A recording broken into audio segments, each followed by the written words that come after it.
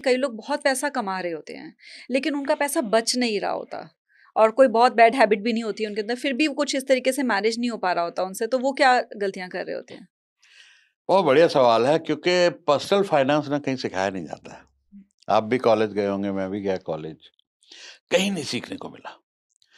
तो money management की वजह से कितने लोग बर्बाद हो गए। इवन बिजनेस की अगर बात करूंगा, बाद में बात करूंगा कि बड़े बड़े हम नाम ले आज इंडस्ट्रियलिस्ट जो देश छोड़ के चले गए, बैंकक्रप्ट हो गए, बिकॉज वो डिपेंड रहे सीए पे। फाइनेंशियल मैनेजमेंट उनको आता ही नहीं, कैश फ्लो पता ही नहीं। वैसे ही पर्सनल फाइनेंस भी, क्योंकि इतने कुछ शाइनी ऑब्जेक्ट हैं, हर चीज ईएमआई पे मिल रही है।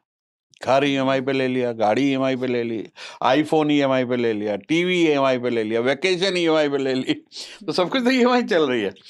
तो उसमें चल के फाइनेंशियल मैनेजमेंट, इनकम और उसका रेशियो का कोई नॉलेज नहीं है, क्योंकि कहीं सीखा नहीं।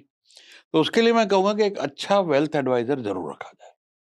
एटलीस्ट वो आपके फाइनेंशियल प्लानिंग तो कर देगा कि ये आपका फ्यूचर है, ये आपकी ज़रूरत है। क्योंकि इन्फ्लेशन जो कोई काउंट नहीं करता है कि आज आपका 1 लाख रुपया, जिसकी वैल्यू तकरीबन 25,000 है, अगर हम काउंट करें इन्फ्लेशन को, तो वो आगे चल के 10,000 रह जाएगी। अब देखिए पिछले 5 साल पहले 1 लाख में जो चीज़ें आती थी, अब नहीं आती, कम आती हैं या ज़्यादा पैसा चाहिए। तो इन्फ्लेशन जिस तेज़ी से बढ़ रहा है, तो वहाँ पर बहुत ज़रूरी हो जाता है कि हमको ये भी फ़िगर आउट करना कि हमारी जो आज इनकम है, वो इनकम भी तो बढ़ती रहे। 10% का इन्फ्लेशन है। गवर्नमेंट कहती है ऑफ़िशियली 5% है, बट आप घर में ज़रूर खर्च चीज़ें खरीदती होंगी, सब्जियाँ, ग्रोसरी, तो 10-10% बढ़ रही हैं। तो 10% से हमारी इनकम बढ़ रही कि नहीं बढ़ रही? एटलीस्ट उतनी तो बढ़ रही। दूसरा, हम जो इन्वेस्टमेंट करें, लोग एफडी में रख देते पैसा, और वहाँ 5% मिल रहा है, और 10% इन्फ्लेशन है, 5% तो पैसा घट गया। तो ये नॉलेज खुद से या तो सीखे आदमी, इतने सारे वीडियोज़ देखे, समझे, या एक एडवाइज़र है, आज हर प्रोफ़ेशनल चीज़ अवेलेबल है, तो वहाँ पे हेल्प ले ले।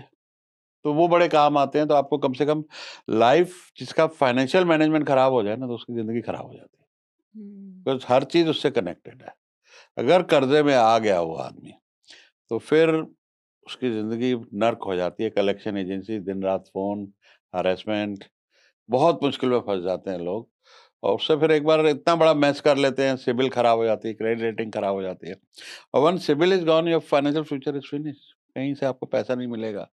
कहीं पे भी आप कुछ भी अप्लाई नहीं कर सकते, कोई आईपीओ नहीं ला सकते, because your credit hmm. History is bad. Inflation को बीट करने के लिए हमारी क्या स्ट्रैटेजी रहनी चाहिए? इन्फ्लेशन को बीट करने के लिए इस तरह की इन्वेस्टमेंट्स हों, जो इन्फ्लेशन से ज़्यादा कमा के दें आपको। तो फॉर एग्ज़ाम्पल, एक कमर्शियल प्रॉपर्टी है। अब नॉर्मल एक कमर्शियल प्रॉपर्टी का रेंटल इनकम 6% आता है। आपने अगर 1 करोड़ की प्रॉपर्टी लिया तो 6 लाख साल का आएगा। लेकिन वो 6% इन्फ्लेशन, अब भी 10% है। लेकिन जो रियल एस्टेट की वैल्यू बढ़ रही है, एक तरफ तो आपको रेगुलर एक इनकम आ रही है, दूसरी तरफ आपकी जो रियल एस्टेट है, वो भी कंपाउंडिंग 12-13% के हिसाब से रियल एस्टेट बढ़ती है। कभी ज़्यादा बढ़ती है तो लोगों को ये रहता है, अरे मैं तो 1 करोड़ की प्रॉपर्टी ली थी, 5 करोड़ हो गया। लेकिन जितने सालों में वो हुई, आप देखेंगे तो 12-1% का रिटर्न आता है। तो कोई भी ऐसी इन्वेस्टमेंट जो इन्फ्लेशन से ज़्यादा रिटर्न दे, सो 12% रियल एस्टेट देती है।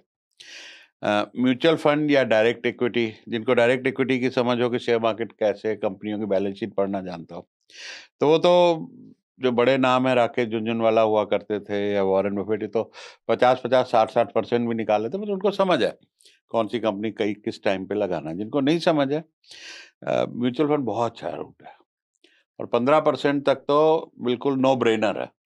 आप अच्छे ब्लू चिप म्यूचुअल फंड, जिसमें बहुत दिमाग नहीं लगाना है आपको, 15% वो भी लॉन्ग टर्म में दे जाते हैं। तो इन्फ्लेशन 10%, आपने उसको बीट किया, 5% योर मनी इज अर्निंग। तो वो इन्वेस्टमेंट्स जो होती हैं, वो हमेशा बढ़िया काम करती हैं कि आप you are beating the inflation and your money is safe and money is growing. Right, तो आपने कहा एक तो म्यूचुअल फंड और एक रियल एस्टेट जो होता है वो और काम वर्क डायरेक्ट करता है। इक्विटी, अगर आपको समझ हो, डायरेक्ट अगर आप इक्विटी, सीख राइट। लें बैलेंस शीट कैसे पढ़ना है, हुँ, कंपनी, इंडस्ट्री, इकोनॉमी, अभी ट्रम्प साहब ने हंगामा किया हुँ, परसों, तो ब्लड बाथ हुआ पड़ा। 5-5 पर रात को अमेरिका की स्टॉक मार्केट 5% गिरी है।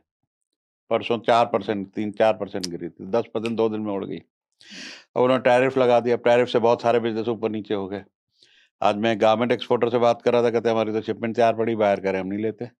रेट घटाओ, यहाँ 26% तो टैरिफ लग गया है। तो बहुत सारी उथल-पुथल हो रही है। तो उसमें चलते हुए जिसको ये समझ हो कौन सी आईटी शेयर गिर गए, हम्म, तो किस में कहाँ पर इम्पैक्ट आएगा, शेयर बाजार की इन्वेस्टमेंट में बहुत कुछ सीखना पड़ता है। तो इजी राइट। रूट एक आम आदमी के लिए ये है कि म्यूचुअल फंड के जरिए जाओ और एक अच्छा हम्म, वेल्थ एडवाइजर रख लो, क्या ही छोटी सी फीस लेते हैं वो। कहीं हम्म, तो डिस्ट्रीब्यूटर फीस भी नहीं लेते, वो म्यूचुअल फंड ही उनको कमीशन देता है। तो पढ़े लिखे हम्म, लोग होते हैं, इन्होंने, मैंने भी कोर्स किया, सीएफपी किया था, गवर्नमेंट एक्सपोर्ट जब बंद किया था 2 साल पढ़ने गया था, तो मुझे पता वो कितना गहराई से पढ़ाते हैं इसके बारे में। तो जिस चीज़ की आपको नॉलेज नहीं है, शरीर में प्रॉब्लम होती है, डॉक्टर पे जाते हैं। वेल्थ के लिए हम वेल्थ डॉक्टर के पास जाएँ, विच इज़ वेल्थ एडवाइज़र।